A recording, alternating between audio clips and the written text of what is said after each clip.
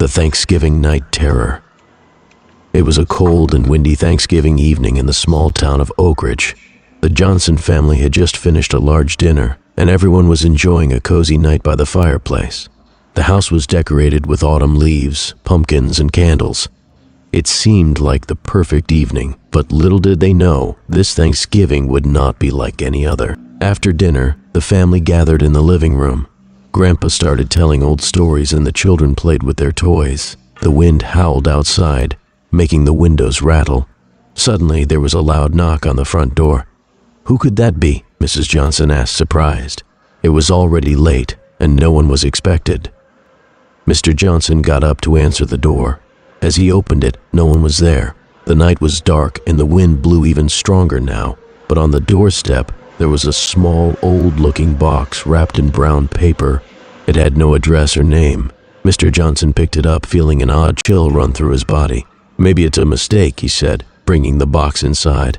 The family gathered around as Mr. Johnson carefully opened it. Inside, there was an old, dusty photograph. It was a black and white photo of the Johnson house, but there was something strange about it. The photo showed the house covered in snow, with a figure standing in front of the door. The figure was blurry, but the eyes seemed to glow in the darkness. "That's weird," said one of the children. "Who is that?" No one recognized the figure. It wasn't anyone from the family. Grandpa, who had been silent for a moment, looked at the photo closely. This is the house," he said, his voice shaking. "But that's not how it looked when we first moved in. There was something else about this place back then."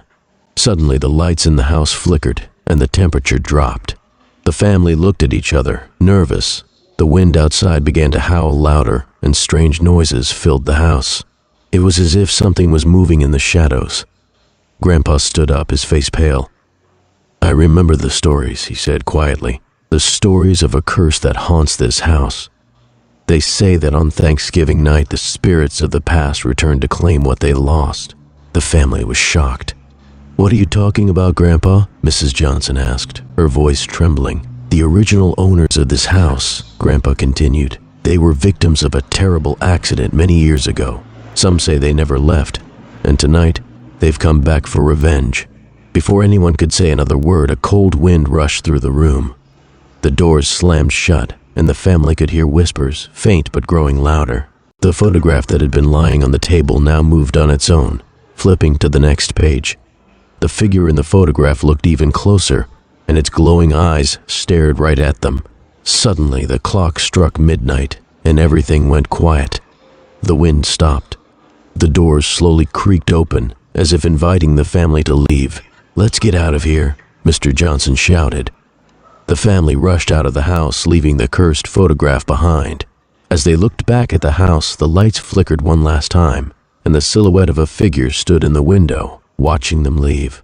No one knows what happened to the Johnson family that night, but after Thanksgiving, they never returned to Oak Ridge.